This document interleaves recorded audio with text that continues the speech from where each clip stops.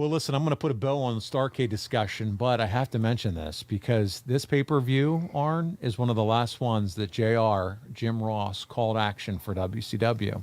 He has a falling out with the company after Eric Bischoff becomes his boss and will move on to the WWF, making his announcing debut at WrestleMania 9. JR was one of the casualties of the Bill Watts era, and because he was so loyal to Bill for giving him a start in Mid-South, JR became a casualty of the internal power struggle, and rather than accept a sales job, JR headed up north. And that full story is available on Grilling JR in his early episodes. But man, this version of Jim Ross, to me, Arn, is by far one of my favorites.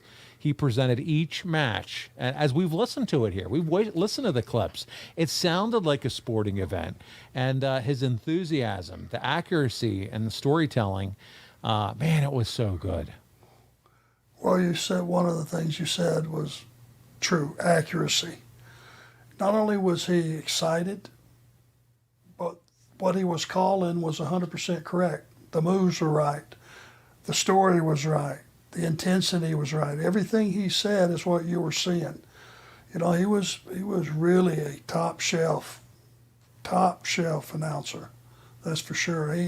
He let your eyes see what they were seeing, but he filled it in with explanation. Yeah. And to this day, he does the same thing.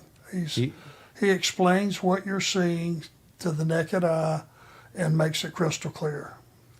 I hope fans truly have the appreciation they should. Wrestling fans that enjoy good wrestling and enjoy good commentating really appreciate JR for what he brought, because they broke the mold with Jim Ross.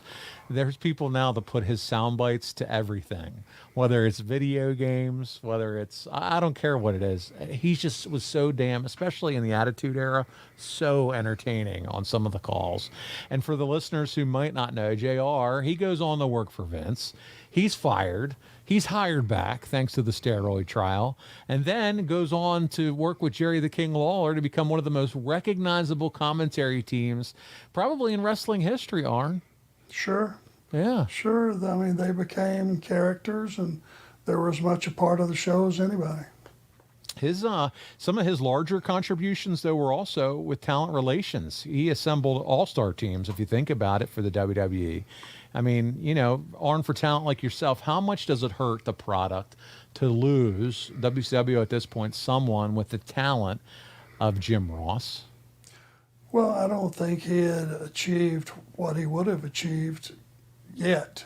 Right. You know, he hadn't done any talent relations work or any of that stuff yet. So, you know, it might be one of those things that fate took him there. If he would have stayed with WCW, maybe he would have just stayed an announcer and that was it. And maybe the guys on the other end, WWF, would have suffered because of it. That's a big one. That's a huge what if. What if it would have halted his growth as far as never being able to evolve in the talent relations, because if he wouldn't have had that out? You're absolutely right. If he'd have stayed with WCW, yeah, maybe he was just an announcer. Lifelong commentator. You know, or what ifs? Maybe he would have graduated to that big chair. Yeah. Where Hurd and Watts and all those guys sat. Yeah. Who knows? The right person comes along, you never know. Yeah. Who knows? Again, one of those what ifs like we like to talk about here.